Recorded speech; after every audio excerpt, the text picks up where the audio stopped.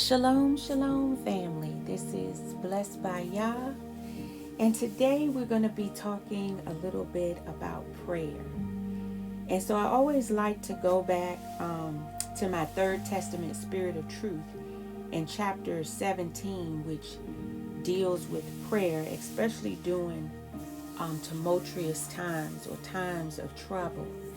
And so right now we see in the world that there are a lot of things going on right now. People are losing their jobs, everything that's going on in the government. We have plane crashes, people trying to feed their family. It just seems like that there's so much coming at us all at once. And so I've been talking to a lot of people.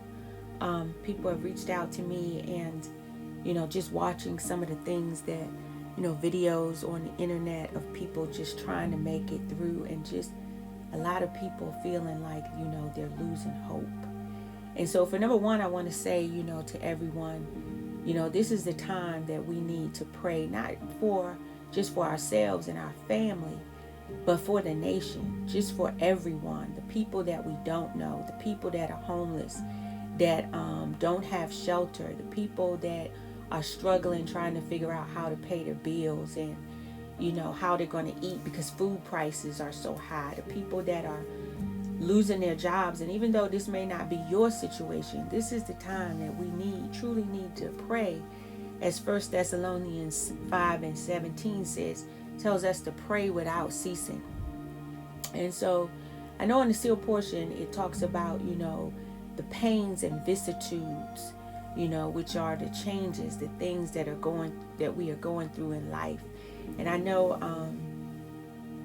let's go and look at that. Let's just pull that up real quick. Let's look at the sealed portion, chapter 6, verse 34. And it says, "Behold, there is a law irrevocably decreed in heaven, that maintaineth that power and glory can only be given to those who prove themselves worthy to use this power for the purpose for which it existeth.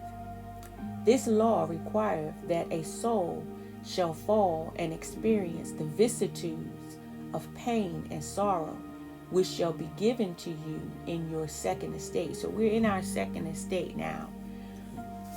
And so we see there are a lot of things that we are going through and things that we have to deal with, right? And so I remember when I used to go through things, and I used to always think, about what Christ had to go through. And I was like, he was perfect, and he came here and, he truly went through some stuff. You know what I'm saying? And so I was like, well, what makes me think that, if he came here and he went through, then what makes me think that I'm going to come here and it's going to be a walk in the park? There's going to be some things that I'm going to have to go through too. But I want to read 1 Thessalonians 5, and I'm going to start at verse 14. And it says, "Now we exhort you, brethren, warn them that are unruly, comfort the feeble-minded, support the weak, be patient towards all men. See that none render evil for evil upon any man, but ever follow that which is good, both among yourselves and to all men. Rejoice evermore. Pray without ceasing.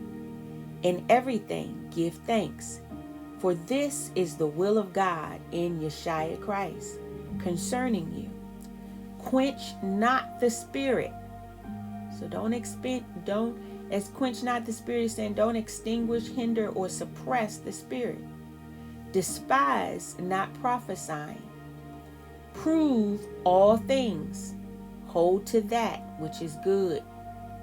Abstain from all appearance of sin." So he's not just saying don't sin. He says don't even do things that will appear to be sin to somebody. Okay? "And the very God of peace sanctify you wholly. And I pray God, your whole spirit and soul and body be preserved blameless unto the coming of the Lord Yeshua Christ." So he's telling us in all things, we got to pray. We got to give thanks.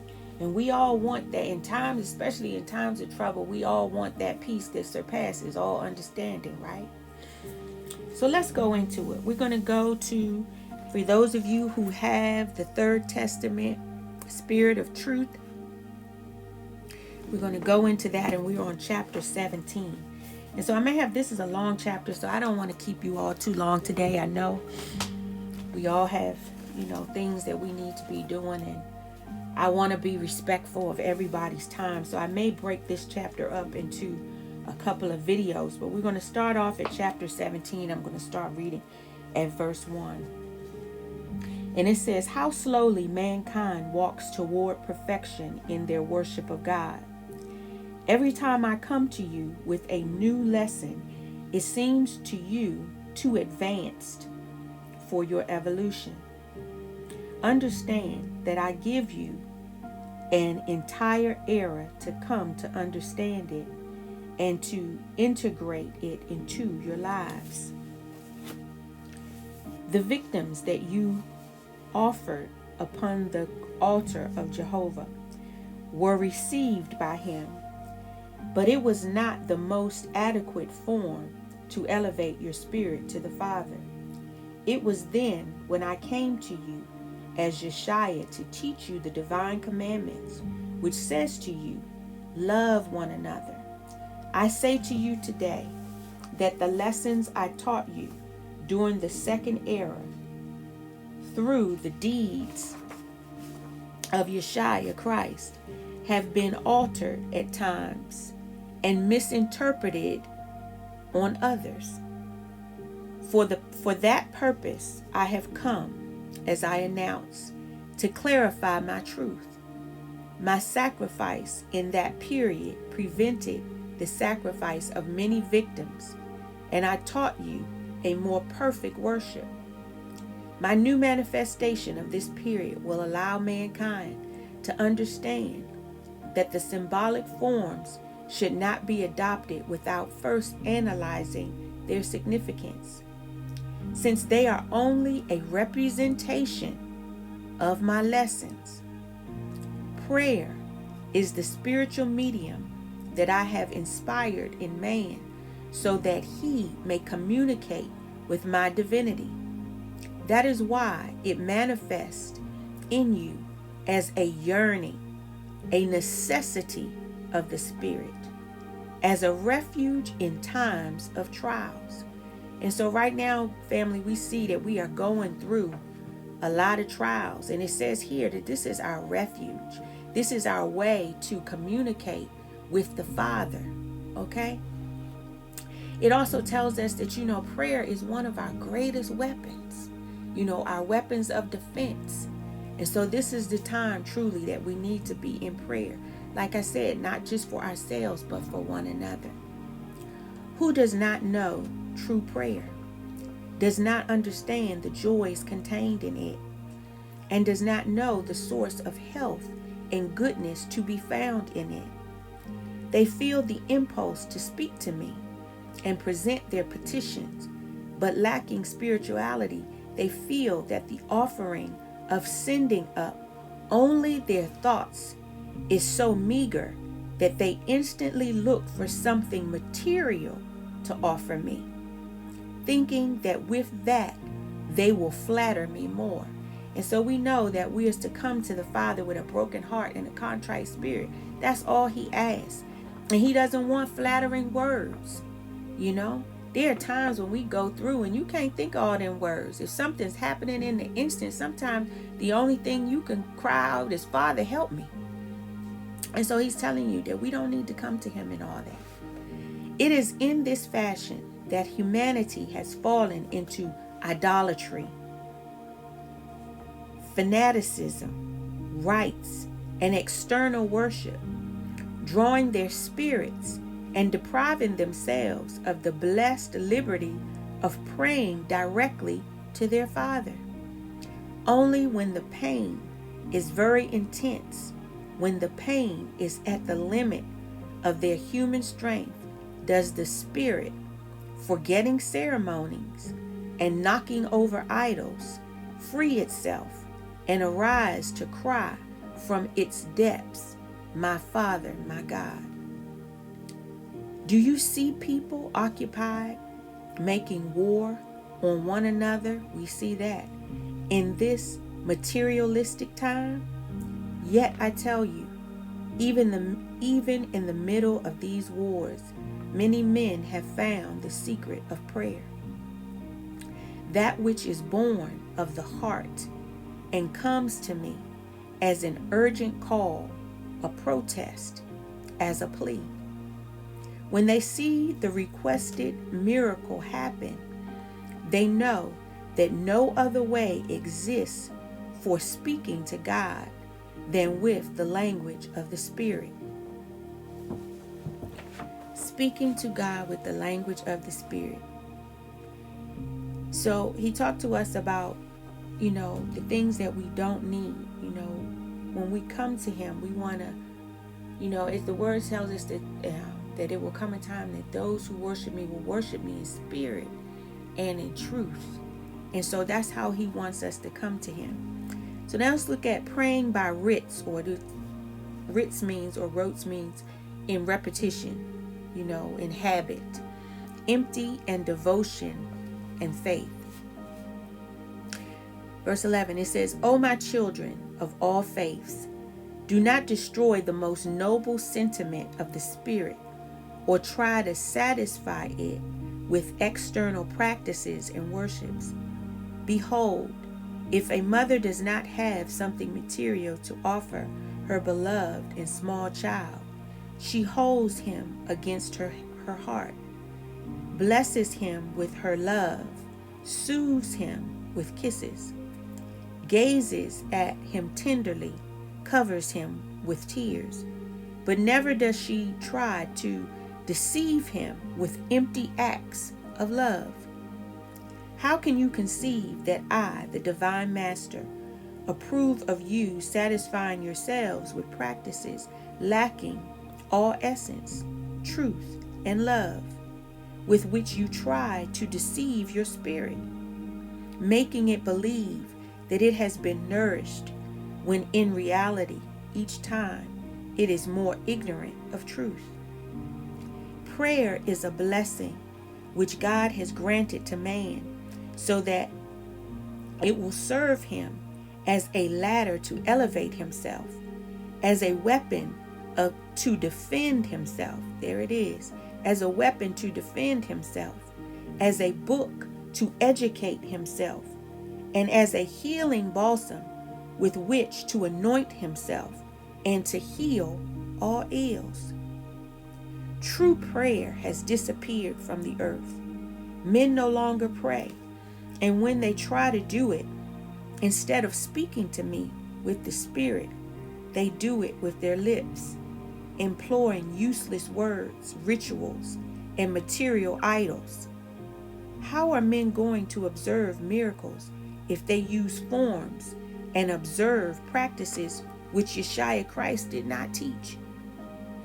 It is necessary that true prayer return to men, and it is I who have come again to teach it to you. Teach your brothers how to pray. Make them comprehend that it is their spirit which must communicate with their Creator, that their prayers are most always mere cries of the material form and expressions of their anguish, proof of their lack of faith and of their mistrust or lack of obedience to me. Make your brothers understand that they do not need to mortify or lacerate their bodies to move my spirit and awaken my pity or charity. Those who seek suffering or bodily penitence do not do so because they do not have the slightest idea of which offerings are most pleasing to me, nor do they have any idea of the love and mercy of the Father. So he's saying we don't have to do that, y'all. Come to him with a broken heart and a contrite spirit, with pure words. That's all he's asking. Do you think it is necessary for me to see the tears in your eyes or the pain in your heart for me to have pity on you?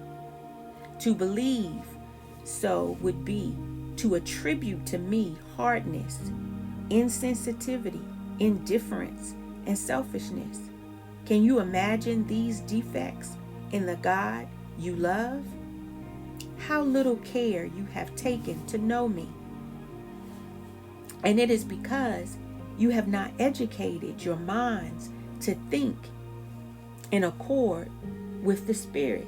And so it says, how little care you have taken to know me. And we know in Matthew chapter 5, I think it is verse 8. Let's go there. Let's go there real quick. Matthew chapter 5, verse 8. I'm going to read this out of the sealed portion, the restored version of Matthew chapter 5. And it says, and blessed are all the pure in heart, who in righteousness seek to know God and his ways, that they might understand truth, and not to consume it upon their lust, as do they who are impure. Behold, they shall know God. And so here it says how little care we have taken to seek to know him. And so here we see in Matthew chapter 5, it says, blessed are those who are pure at heart, who in righteousness seek to know God and his ways. Because if we know him and we know his ways, we know that he is sensitive to the things that we are going through. We know that he is not hard-hearted. We know that he is not indifferent to the trials that we are going through here. We know that his very essence, a foundation of who he is love, right? And love for his children. So let's go back. 21. Leave the earth for a few moments today and come to me in spirit. For many centuries, humanity has been mistaken in its manner of praying, and has therefore not strengthened and illuminated the path of their lives with my love. For they have prayed with the sense and not with the spirit. So we pray with the senses, he said, and not with our spirit. Idolatry, to which man is so inclined, has been like a poison that has not allowed them to taste the spiritual delights of inner prayer. How much misery men have dragged behind them simply from not knowing how to pray. So our prayer gives us freedom from all of that, y'all. And yet, my disciples, it is natural. What spiritual strength can a human being have to resist the trials of life if they do nothing to come closer to the source of life that exists in my spirit? They seek me in the abyss and in the shadows, even while they could elevate themselves to find me on the heights in the light. Oh, if men of this time understood the power of prayer, how many superhuman works they would perform. But they live in a time of materialism in which they try to put even the divine in material form in order to be able to see and touch it. Let's talk about true prayer. It says, I bless those who pray, and the more spiritual the prayer, the greater the peace I make them feel. Okay, so we talk a lot about Philippians 4 and 7. It talks about that peace, the peace of God. Let's go there. Philippians 4 and 7. I'm going to start at 4 and 6. And it says, be careful for nothing, but in everything by prayer and supplication with thanksgiving, let your requests be made known unto God. And the peace of God, which surpasses all understanding, shall keep your hearts and minds through Yeshua Christ. And so we have to learn that even through our prayer, it'll give us peace. Because what did he say? He said, I bless those who pray. And the more spiritual the prayer, the greater the peace I make them feel. This you can understand easily, for he who needs to prostrate himself before images or objects to feel the divine presence cannot feel the spiritual sensation of the Father's presence in his heart. Blessed are they that have not seen yet believe. I said in that time, and again today, for he who closes his eyes to that which is of this world opens them to the spiritual. And he who has faith in my spiritual presence shall feel and rejoice in it. For how long will this humanity deprive its spirit of the joy of feeling me in their hearts through direct prayer? Or what is the same? Or what is the same by means of spirit to spirit prayer, spirit to spirit prayer, our spirit to his spirit prayer, connection, unto my light illuminates the lives of men, and they learn the truth and understand their errors.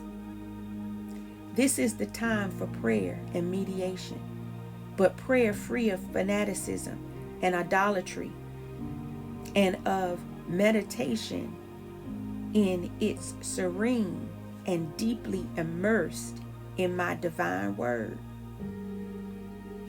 This is the time of meditation that is serene and deeply immersed in his divine word, y'all.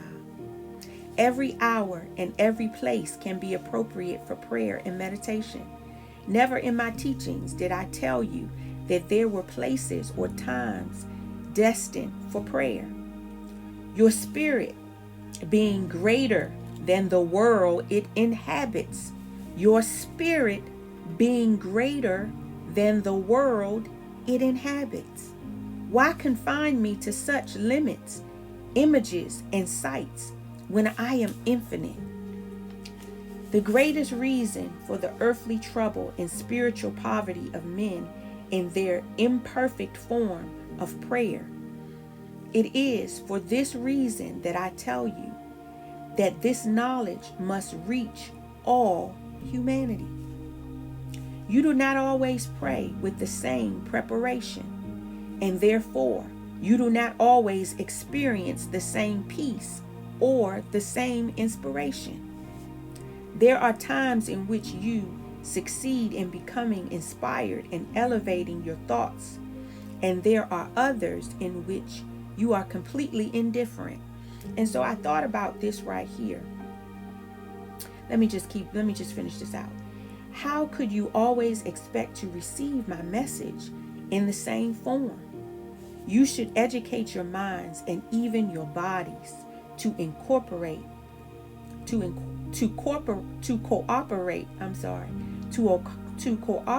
with your spirit in moments of prayer.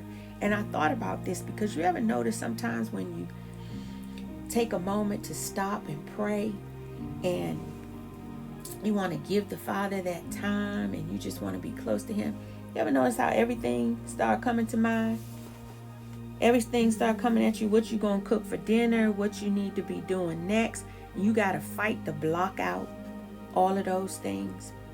Another thing I thought about when I read this verse was when it says, and there are others in which you are completely indifferent.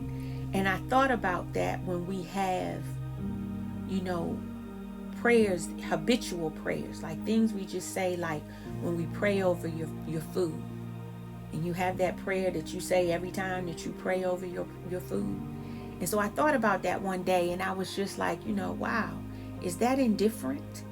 Is that being indifferent? That's just, the same old prayer that we say every time. Is it from the heart? Yeah, we are truly giving thanks. But is it that recited prayer that you just say over and over again every time you sit down without any thought. It's just a prayer that I say every day. Just think about that for a second. I pondered that. So just ponder that for a second. 35. The Spirit is always willing to communicate with me, but it requires the goodwill of the material body in order to elevate itself in those moments and to feel itself of and to free itself of everything which surrounds it in its earthly life. Make an effort to achieve true prayer, because whoever knows how to pray carries in himself the key to peace, to health, to hope, to spiritual strength, and to eternal life. The visible shield of my law protects him against all temptations and dangers. He will bear an invisible sword on his lips to defeat as many enemies as might block his path. A ray of light will light his way amidst the storms. A constant miracle will be at his reach whenever he needs it, whether for him or for the good of his brothers. Pray, practice that sublime gift of the Spirit. Pray, practice that sublime gift of the Spirit, for that strength shall be the one to move the life of men and the future. Those who will be able to communicate with me from the spirit to spirit.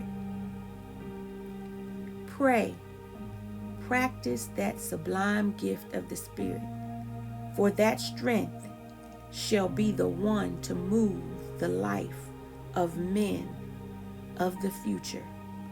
Those who will be able to communicate with me from spirit to spirit.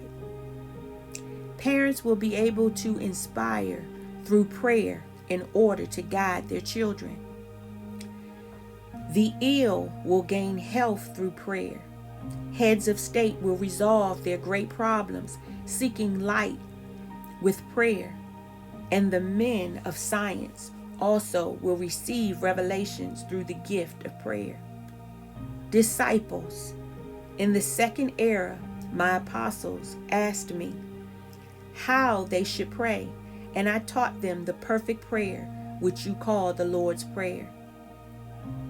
Now I tell you, be inspired by that prayer, by its meaning, its humility, and its faith, so that your spirit communicates with mine. For it will not be your material lips that pronounce those holy words, but your spirit that speaks to me in its own language.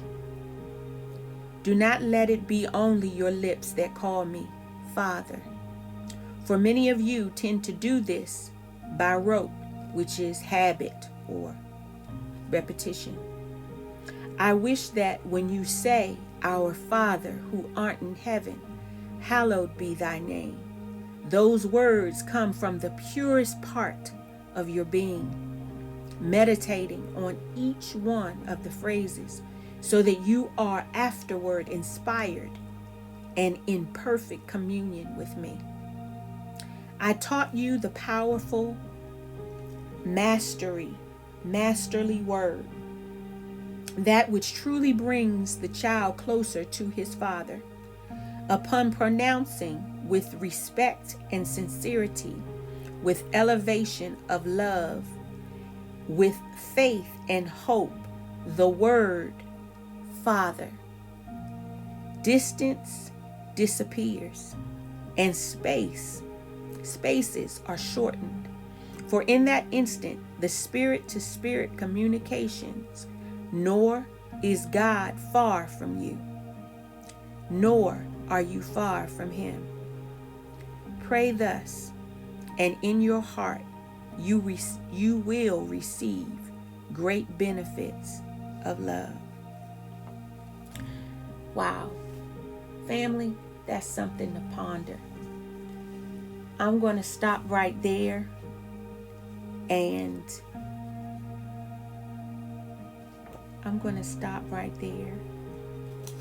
we're going to pick this up. No, let's read a little more. I'm going to give you the 4 aspects of true prayer, and then we're going to stop, okay? Y'all got a little more time. Hang with me a little bit more, just a little bit more. We're on verse 45. It says, struggle to reach spiritual perfection. And that struggle means fight to reach spiritual perfection. Don't let anything get in your way. Okay? I have shown you the road to reach that goal. I have given you prayer, a weapon more powerful than any material one. Did y'all hear that? Prayer is a weapon more powerful than any material one. But we got to know how to do it right, okay? So that you can defend yourself from the trials of the road. But you will have the best weapon when you obey my law, okay? What does prayer consist of? Prayer is petition, intercession, worship, and contemplation. Each of the parts are necessary, and one springs from the other. For truly I tell you that petitioning means that man pleads with me to concede to him what he wishes, to satisfy the yearnings that he believes to be the most important and healthiest of his life. You see, it says the most important and healthiest to his life. We can't pray for stuff, family, that's going to corrupt our spirit. Ponder that. Truly I tell you, my children, that the Father hears the petition and gives to each one that which he most needs, as long as it is for his own good. But be careful about asking for that which is in opposition to the salvation of your spirit. For those who ask only for material gifts, material pleasures, or earthly power are asking for chains for their spirit. Those who ask only for material gifts, pleasures, and earthly power are asking for chains for their spirits. Material pleasures bring only suffering, not only in this world, but even after the transition to the spiritual world. Now let's see why. For the influence of those materials, desires can reach even to that place, and on, being unable to free oneself from them. One is tormented by those yearnings. Okay, so, wow. And wishes 1,001 times to return to the earth, to be reincarnated and continue living materially. Therefore, my children, ask only for that which you really need for the good of your spirit. So it's saying here that even after you leave this world, you will still long to be here for the world's riches. Love not the world or the things in it. You hear that, family? Love not the world or the things in it. Verse 48, the second form of prayer, intercession, springs from the love of one's neighbor. Love thy neighbor as thyself. From the love that I showed you as master when I came to this world. Pray for your brothers, both near and far, for those in nations suffering the consequences of war. So not just for us, pray for everybody. Don't be selfish with your prayers. And those suffering the tyranny of temporary governments in this world. Prepare yourselves, O children. Pray for your brothers and sisters, but also during the intersection, you must know how to ask, for it is the spirit that is important. If your brother or sister, your parents, or your children are ill, pray for them. But do not insist that they stay in this life if that is not what the spirit needs. Better to ask that their spirit be free, that it be purified of its suffering, and that the pain promote spiritual elevation. That is why the Master taught you in the second era to say, Father, your will be done. For the Father knows better than any of his children what the Spirit needs. The third form of prayer, adoration of the divine Spirit, means the adoration of all that is perfect. For by means of that prayer, you may unite with that perfection, with the love that embraces all the universe. In adoration, you may find the perfect state that each of you must achieve, and through adoration arrive at the contemplation that, united to prayer, will bring you the unity with the divine Spirit, to the source of eternal life, to the source that day after day gives you the strength to become, the strength to come to the kingdom of the Father. In this way, you should pray, beginning with petition until arriving at contemplation. This is what gives you strength. When you are well prepared, you will struggle not only for yourselves, but also for your brothers to move along on this road. For you cannot achieve salvation for yourself alone, but rather must struggle to achieve the salvation of humanity. We can't get there by ourselves, family. We got to fight not just for ourselves, but also for our sisters and our brothers. We got to pray not only for ourselves and for our families, but also for the families of our sisters and our brothers. Not just our neighbors here in this nation, but also in other nations and all over the world. So family, I thank you so much for being here with me today and allowing me to share these words of the Father with you. We're coming again out of the Third Testament, Spirit of Truth, in chapter 17. And I'm going to make a follow-on to this video. We're going to go into the intimate and spontaneous prayer without words. That's going to be our next video. Please come back and join me. It is so important that we understand the benefits and the powers of our prayer. It gives us peace. It gives us the time to connect to our Father. He is our source. Okay? He tells us to love our neighbors as ourselves. So we should be praying for one another. Okay? Thank you so much again for joining me, family. I love y'all.